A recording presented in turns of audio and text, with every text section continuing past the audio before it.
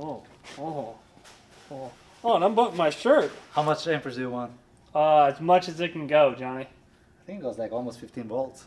Oh, yeah.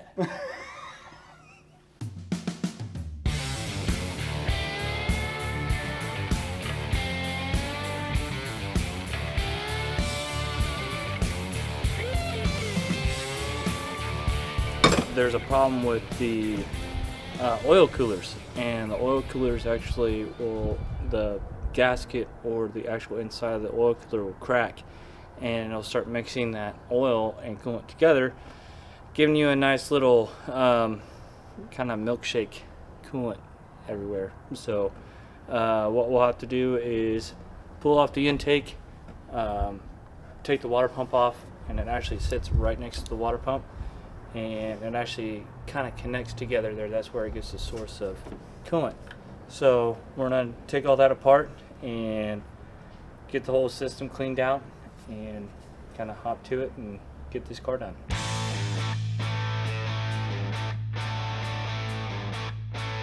So the water pump and the oil cooler actually sit underneath this intake. So you just pop off the intake, set it to the side, and it sits right up against the front of the block, right under here. So, and it actually connects with a little T, pretty much, from the water pump. So we're gonna see if we can maybe wiggle it out there without having to get the water pump out. But if we have to take that out too, we'll just have to get a new gasket for the water pump so it seals properly. But hopefully we can maybe try to wiggle it out of there. But if not, we'll just do what we have to do. Oh no, but we need the car gone. Yeah, Ben. Yeah, Ben. Oh my. I slept wrong, my back is killing me, bro. 2013 BMW 1 Series 135. After you drive it for a while, the DSG temperature light comes on. Scan it, there is a DSG code for it, for the temperature. After punching the code into all data, there is a service bulletin where we need to upgrade the software on the DSG. So we can use this to program, or you can use ISTA. With ISTA, it's gonna update the whole car. I'm just gonna see what irrigation level it's in here, and we go from there. But most likely, I'm gonna program it with this one because you can do individual modules.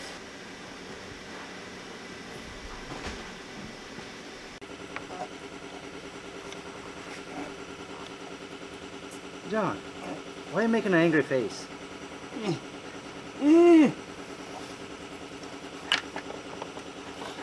Because the boot doesn't want to come on. Leave the that hose off near the water pump, and I'll just flush it through the system all the way down to the water pump. Okay. We'll advise the customer to bring it back in like 6 months and do the same thing. And do it again.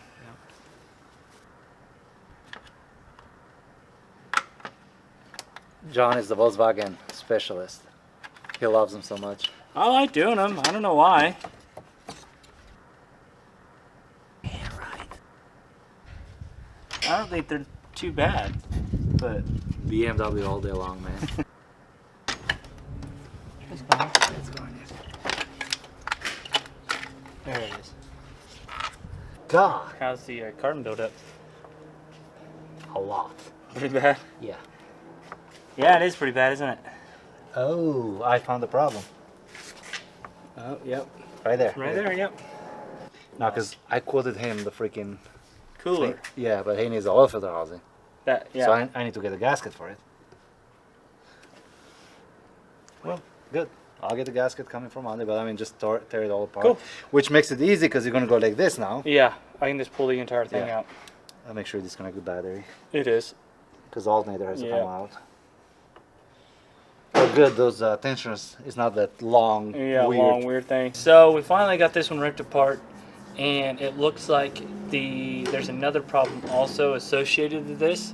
The oil filter housing looks like it's also been mixing oil and coolant, and it sits right next to the oil cooler that's on the oil filter housing. So what we're going to do is we're going to pull that also. We're going to take the alternator out, or take the belt off, and pull this whole assembly out and just replace everything, all the gaskets and everything on it, so it stopped this from mixing.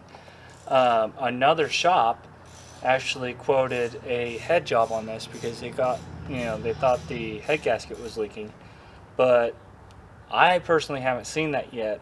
And a lot of people pointed to this issue with the cooler and the oil filter housing leaking and mixing coolant and stuff together.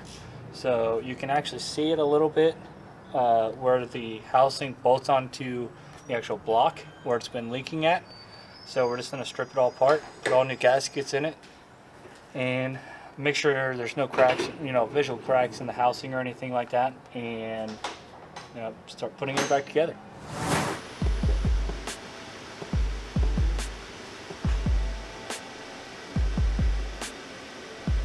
So this is it for this. I'm gonna go test drive it and hand it to the customer.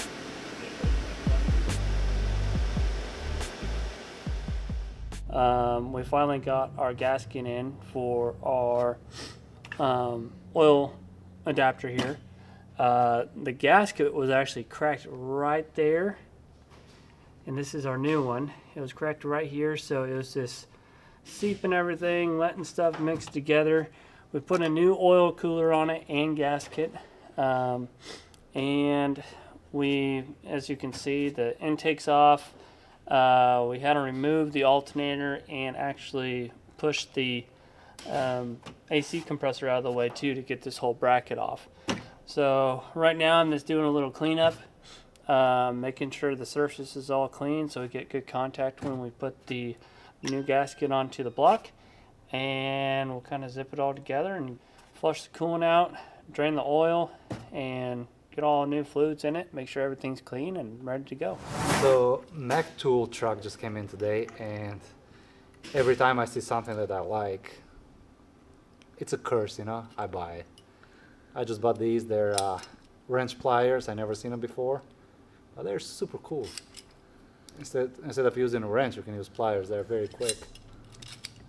So basically this one is a plier and a vice grip at the same time. Has a button here. Put whatever size you want. That's it.